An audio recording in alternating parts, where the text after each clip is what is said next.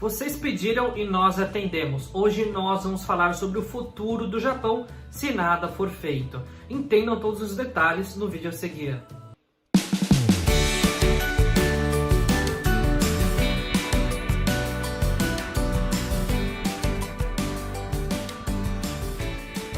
Minasan konnichiwa, canal Vinícius no Japão para mais um vídeo diário e hoje nós vamos falar sobre o futuro do Japão. Vocês fizeram uma votação, vocês selecionaram esse assunto e é desse assunto que nós vamos falar hoje. Tá? Foi necessário bastante estudo para que a gente pudesse criar um conteúdo de qualidade, então se você não quiser perder nenhum detalhe, fica até o final. Tá? Antes de mais nada, se você ainda não for inscrito, não deixe de deixar a sua inscrição aqui no canal. Já deixa o seu like aqui embaixo e aguarda até o final do vídeo para você ter todos os detalhes do que acontece no Japão na medida que eles acontecem. Então bora pro vídeo. Então vamos lá, não é de hoje que a situação econômico-financeira no Japão não vai bem, né? Existem vários fatores, inclusive, que eu listei aqui, diversos fatores que a gente vai dialogar hoje, que estão contribuindo negativamente para o futuro, para uma boa perspectiva na economia do Japão, tá? Então, vamos falar sobre cada um desses pontos e vocês vão entender que não é nem sensacionalismo, na verdade é muito baseado em fatos que vem acontecendo recentemente, tá?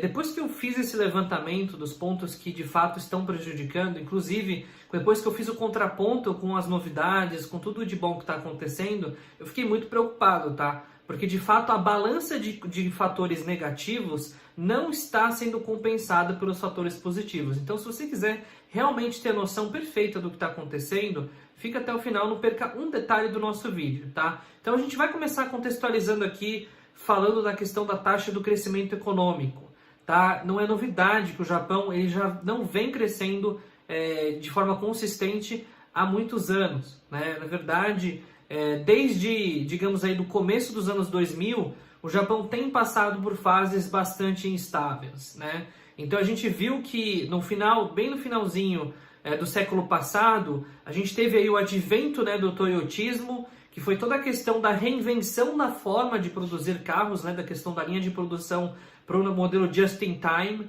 Porém, desde desse auge, teoricamente, aí, que o Japão começou a ganhar liderança e autonomia na produção, na manufatura global, o Japão carece, de fato, de protagonismo em vários setores, tá? E a gente vai discutir um pouco disso também a seguir. Então, a questão do crescimento econômico não vem vindo, né? Então, isso é um fato. E por que será que isso não vem vindo? Né? Então vamos entender alguns fatores aqui que estão contribuindo para o não crescimento econômico do Japão nos últimos anos e principalmente nas últimas 2 décadas.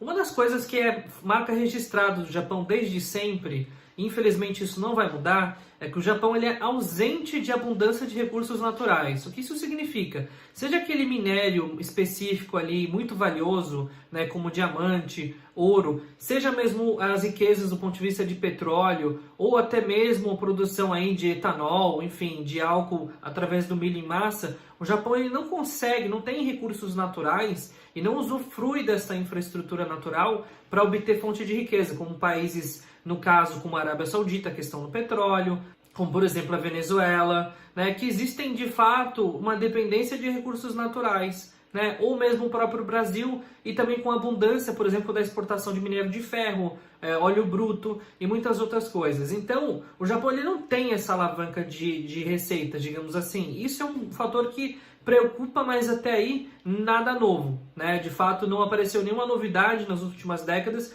que revolucionou essa parte no Japão. Então o Japão, de fato, ele passa a ser um importador muito grande de recursos naturais, oriundos da China e de muitos países do mundo de uma forma geral. E essa dependência de importações, obviamente, eleva, né, os preços de uma forma geral no mercado, tira a autonomia do Japão, ou seja, encarece os produtos localmente, encarece e dificulta o consumo de uma forma geral. Outro fator que nas últimas décadas tem preocupado bastante, pelo menos a minha visão é essa, é que desde o toyotismo não existiu absolutamente nenhum advento tecnológico ou nenhuma mudança, nenhuma inovação expressiva, massificada, que foi feita pelo Japão, né? Por exemplo, toda a questão da internet, das redes sociais, né? Toda essa digitalização do mundo partiu dos Estados Unidos, de iniciativas de vários países, mas o Japão, teoricamente, não foi o protagonista. Na verdade, ele está sendo um coadjuvante dentro desse movimento, e até mesmo a China, sendo que décadas atrás, estava muito atrás, já tem, por exemplo, o 5G, outras tecnologias que o Japão não tem, investe mais de 4 vezes mais em pesquisa e desenvolvimento. Então o Japão, do ponto de vista de inovação, está ficando para trás. É verdade que o Japão ele tinha a marca registrada e ainda tem de copiar bem e fazer melhor, né? Isso é uma das coisas que realmente a gente viu, principalmente com a questão do toyotismo, a questão do advento da Sony e essas grandes marcas que surgiram aí no século passado.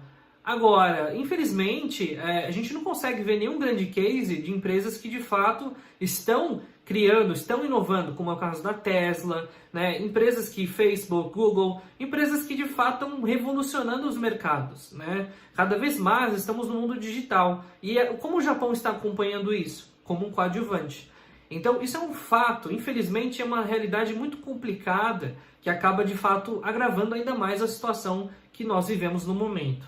Outro fator que também contribui negativamente é a questão do crescimento vegetativo negativo. O que é isso, gente? É coisa bem rápida aqui. É quando a população ela decresce, basicamente, ano após ano. Ou seja, o número de óbitos ele é maior do que a quantidade de entradas de novos imigrantes e nascimentos.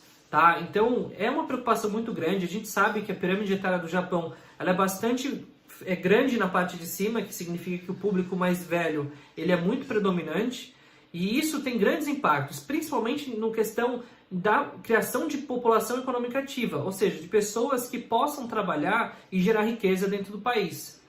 O Japão, teoricamente, ele está numa situação aí em que a pirâmide está invertendo e ele está hoje com uma quantidade de aposentados, percentualmente, uma das piores pirâmides etárias do mundo no quesito aí sustentação de aposentadoria. E a perspectiva, inclusive, dos próximos 20, 30 anos é ainda pior. Essa geração aí que está sustentando, né, que está sendo o pulmão direito e esquerdo do Japão, ela está envelhecendo e não está havendo reposição. Ou seja, para cada casal, digamos assim, para cada um homem e mulher, não está nascendo mais do que uma criança. Tá? Isso significa que de 2 a 3 gerações para frente, nós vamos sim ter grandes impactos na economia japonesa, se nada for feito. De novo, o objetivo do vídeo é falar, se nada for feito, o que pode acontecer, tá? Outra coisa que a gente tem observado aí, e é um pouco complicado também, é que o Japão também tem algumas barreiras burocráticas, né? Assim, do ponto de vista geral, a gente vê, por exemplo, que a própria política, ela é regida, para quem não sabe, a própria política, ela é regida por um público de outras gerações, né? Quem vota, por exemplo, o voto no Japão, para quem não sabe, ele é facultativo. E a população mais jovem não tem votado, não tem exercido esse direito. Como é o caso do Brasil, como é o caso dos Estados Unidos, como é o caso de muitos países no mundo, em que essa parcela da população está, na verdade, comandando, né, teoricamente, aí, ou tendo grande protagonismo dentro do desenvolvimento do país. Na verdade, o Japão ele está sendo guiado pelas gerações mais antigas. Né? A popularidade, as medidas de popularidade, inclusive do governo, estão sendo direcionadas para esse público mais velho, que não tem a mesma visão dos mais novos e que não traz toda essa inovação, essa tecnologia, essa disrupção que as pessoas mais novas têm trazendo nos últimos anos. Tá? Então, assim, isso foi inclusive, não foi nem eu que trouxe essa informação, foi a minha esposa, que é japonesa e sempre morou no Japão. Outra coisa que a preocupa bastante é que toda a questão de imigração ainda é muito difícil, né? Por mais que exista flexibilidade, que os brasileiros descendentes seja fácil e tudo mais, para quem não é descendente e não pode trabalhar em fábrica, a imigração até hoje tem sido muito tímida e quase inexpressiva. O Japão é fato que ele não tem se misturado com os povos de uma forma geral, muito menos ainda dos asiáticos. O Japão ele importa fracionadamente a mão de obra exclusivamente para setores extremamente carentes, como é o setor fabril, em que essencialmente estão se recrutando imigrantes dos países asiáticos, como Vietnã, Filipinas e China, por exemplo. Só que isso por si só não está sendo suficiente para cobrir os gaps de crescimento vegetativo. Muito pelo contrário, ao longo do tempo, inclusive, todos os setores da economia, principalmente de tecnologia, já vão começar a ser carentes desses tipos de profissionais. E o Japão não tem nenhum incentivo com relação a isso. O Japão também ele tem muita dificuldade com relação ao reconhecimento de cidadania. Por mais que, muitas vezes, por exemplo, como nos Estados Unidos, quem nasce nos Estados Unidos já se torna cidadão, ou mesmo as condições de naturalidade são mais brandas, o Japão, ainda que ele não tenha uma condição de naturalidade, digamos aí, tão complexa, pouquíssimas pessoas de fato conseguem se naturalizar. Né? Pouquíssimas pessoas, inclusive, têm se interessado pela naturalização. Até porque, se você não é natural, e se você tem um filho, por exemplo, que nasce no Japão, ele não é considerado japonês em hipótese alguma. Né? A menos que um dos pais seja japonês, cidadão japonês, no momento do nascimento. Tá? Então, de fato, existem muitos fatores, né, que estão contribuindo, né, que vão se somando e, de fato, vão colocando o Japão em xeque. Né? Então, assim, nada do que eu estou falando aqui é invenção. Né? Nada do que eu estou falando aqui é sensacionalismo, fake news, chamem do que quiser. Mas isso não é. Isso são fatos, são realidades com base naquilo que tem acontecido. Vou deixar todas as fontes aqui embaixo. Além disso, o Japão, outro fator que tem prejudicado muito é a dependência dos Estados Unidos. Os Estados Unidos, desde o final da Segunda Guerra Mundial e desde o plano econômico e tudo mais, eles têm comandado o Japão. Todas as questões políticas, até mesmo a eleição de primeiro-ministro e Constituição, e todos, assim, se vocês não sabem, a Constituição japonesa teve muita influência dos Estados Unidos e foi feita em poucos dias, tá? Que é a Constituição que é seguida até hoje. Então, assim, informação que é muito importante vocês saberem, porque os Estados Unidos, inclusive, eles têm uma influência muito forte politicamente no Japão, economicamente também, até mesmo por conta da questão do poderio bélico, né? Em que até pouco tempo atrás, ou digamos aí até hoje, os Estados Unidos controlam, utilizam o Japão como uma porta, né, digamos aí, dos Estados Unidos na Ásia. Então, de fato, até do ponto de vista bélico, existe uma dependência muito grande, que o Japão está começando a ganhar asinhas. O Japão está começando a negar esse pagamento aí, esse repasse aos Estados Unidos, para que eles banquem e continuem sustentando as bases e o sistema antimíssil no Japão. Então, de fato, sim, são muitos fatores que estão prejudicando, né, digamos assim, o Japão de uma forma geral, e se nada foi feito, o que pode acontecer? Infelizmente, a economia não vai progredir. Como é que se cresce num país com todas essas restrições? Não existe uma fórmula de sucesso. Se a gente estivesse falando da China, por exemplo, grande parte dessas condições estaria diferente. Então, de fato, a gente precisa entender que o Japão não vive um bom momento. E a questão do Covid foi um pontapé muito forte na crise que pode continuar por bastante tempo. Tá? Então, vamos lá, vamos falar um pouco mais agora de ações recentes que foram promovidas pelo Japão e que podem ajudar aí dentro de todos esses pontos aí que eu mencionei anteriormente, que são pontos que estão prejudicando a economia e o crescimento do país. O primeiro é que o Japão está flexibilizando a entrada de imigrantes asiáticos. Né? A entrada de vietnamitas, filipinos e chineses, de uma forma geral, nunca foi tão grande. Na verdade, ano após ano foi atingindo recordes internos, tanto de entrada como no total de imigrantes.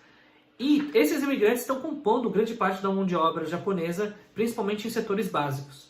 Né? Então, de fato, o Japão está flexibilizando, ele está trazendo, ele está abrindo portas. Houve uma tentativa, no caso do visto Yonsei, de abrir portas para um público descendente, né? Ainda que já de um vínculo sanguíneo mais baixo, digamos assim, mas infelizmente foi barrado pela questão do N4. A necessidade do japonês N4 ela é muito alta. Né? E de fato foi uma barreira aí para 99% dos Yonseis, que não tem essa bagagem. Né? Se o Nisei e o Sansei não tem, imagina o Yonsei. Né? É muito difícil imaginar que o Yonsei, com menos profundidade e entrelaçamento com as raízes japonesas, vai estar com N4 afiado, N3, N2. Muito difícil e improvável. Por isso que o programa de Yonsei está sendo um fracasso. Inclusive não está sendo revisto ainda, talvez no início ou já mais para o final de 2021. Outras coisas que estão sendo feitas é justamente a questão do incentivo ao turismo. Os Jogos Olímpicos não deixam de ser um investimento. De fato, esperava-se que em 2020, tivesse 40 milhões de turistas no Japão, esse número não chegou a 5 milhões ainda. E nós estamos já no segundo semestre. Então, de fato, a situação é extremamente preocupante, né? E, infelizmente, acabam sem as ações. O que mais o Japão está fazendo? Está sim investindo em pesquisa e desenvolvimento? Ele está fazendo tudo que os países já fazem. Ou seja, e ainda assim, o crescimento econômico não está vindo. O consumo não está acelerando. Os impostos estão subindo. Como que, de fato, a situação vai ser revertida com esse cenário? Né? Então, são pouquíssimas ações. Inclusive, se vocês souberem de outros programas que o Japão tem feito de forma bem sucedida, coloca aqui na descrição, coloca nos comentários, para que a gente possa, inclusive, ter um debate ainda mais aprofundado daqui para frente. E assim, e só para vocês saberem um pouco dos impactos, digamos aí, de curto, médio e longo prazo, uma das coisas que vocês podem observar, e que é muito interessante, assim, curioso, no mínimo, digamos assim, é que, por exemplo, se você for analisar, por exemplo, a questão da valorização ou desvalorização dos imóveis no Japão, vou deixar aqui um gráfico para ilustrar um pouco da questão da desvalorização nos últimos 30 anos, a gente consegue ver que, na verdade, de 30 anos para cá, o valor dos imóveis, digamos assim, a depreciação, ela é como se fosse uma depreciação de veículo. Pasmem, muito diferente do Brasil, que as pessoas têm ainda a cultura de que você compra um imóvel, põe debaixo do braço e começa a valorizar que nem um maluco. No Japão, a cultura se você compra imóvel, é como se você está comprando um carro. Você quer saber mais de uma coisa? Eu tenho um exemplo na minha família, que investiram-se 50 milhões de ienes, que no câmbio de hoje dá 2,5 milhões de reais, e hoje esse imóvel ele vale 10 milhões de ienes, ou seja, ele vale 500 mil reais. Uma desvalorização de 80%. Contra fatos, não há argumentos. De fato, a situação ela é muito crítica. Ao longo dos anos, como a gente não tem, por exemplo, a questão aí do incremento da oferta, do aumento populacional e tudo mais, de fato, os imóveis, de uma forma geral, eles vão sempre desvalorizar. Até porque a oferta de imóveis novos ela vai sempre expandindo, vai aumentando. Então, é muito complicado ver que um país ele não está conseguindo valorizar os seus ativos, valorizar o seu patrimônio, valorizar o que existe, né? E, de fato, é um país que está com o consumo reprimido, né? A gente vê que o consumo no Japão ainda é tudo com freio de mão puxado. O que eu quero dizer com isso é que as pessoas economizam muito dinheiro, né, muito mais do que nos países de uma forma geral, nos países latino-americanos, Estados Unidos. Então essa contenção do consumo também atrapalha, é uma questão cultural, que não vai mudar tão cedo. As maiores fortunas no Japão, para quem não sabe, estão concentradas nos aposentados. E não é porque eles ganham bem na aposentadoria, muito pelo contrário, a aposentadoria é pequena, é porque a vida inteira eles economizaram dinheiro, e muito dinheiro. Tá? Mas isso tem um problema. O problema é que esse dinheiro não está escoando para o mercado. E se o dinheiro não escoa para o mercado, o consumo fica retraído.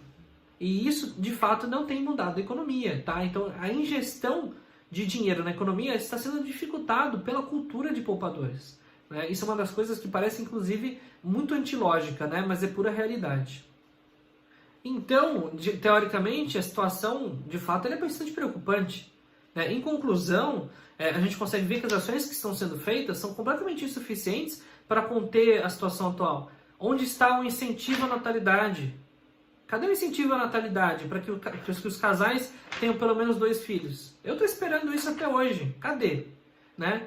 Onde está então o incentivo de natalidade?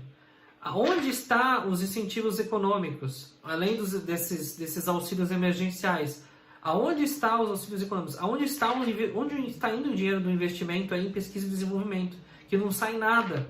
Né? Eu acho que assim, uma das coisas que a gente tem que realmente, inclusive, passar adiante no Japão, ainda como brasileiros, é que a gente não aceita a situação como ela está, porque é um país com potencial e a importância como o Japão tem atualmente, está perdendo lugar, vai se tornar um país que foi grande um dia, como Portugal, como alguns países da União Europeia, como o Reino Unido, que já comandou o mundo. O Japão, ele nunca chegou nesse posto, é verdade. Mas, de fato, o Japão sempre protagonizou, recentemente, entre as 5 maiores economias do mundo. E ver isso se perdendo, e outros países ultrapassando, teoricamente, ou se distanciando muito, como é o caso da China, é bastante decepcionante. Tá? Então, de fato, esse é o futuro do Japão se nada for feito. Então, se você entendeu as mensagens, deixa seus comentários, deixa suas opiniões. Se você não for inscrito, já se inscreva aqui no canal. Conteúdo aqui é exclusivo. Não existe nenhum canal de brasileiro no Japão que fala com essa profundidade sobre assuntos econômicos. E nós estamos falando sobre assuntos econômicos baseados sempre em fatos e análises econômicas e referências externas que existem e que são fundamentadas. Tá? E se você gostou do vídeo, também compartilha com a comunidade e faça com que esse canal cresça. Por quê? Porque esse canal crescendo, de fato, cada vez mais vocês vão ter acesso a esses conteúdos diferenciados e cada vez melhores. Na medida que esse canal não é seguido, que esse canal não é compartilhado e tudo mais, a gente vai ficar muito pequeno e vai desincentivar o canal. A gente não ganha nada para fazer isso. Né? A monetização do YouTube ela é irrelevante, né? Considerando as ocupações principais que a gente tem. Então, compartilha, faça isso chegar adiante, tudo bem? Então esse foi o vídeo de hoje, a gente vai ficando aqui, até a próxima!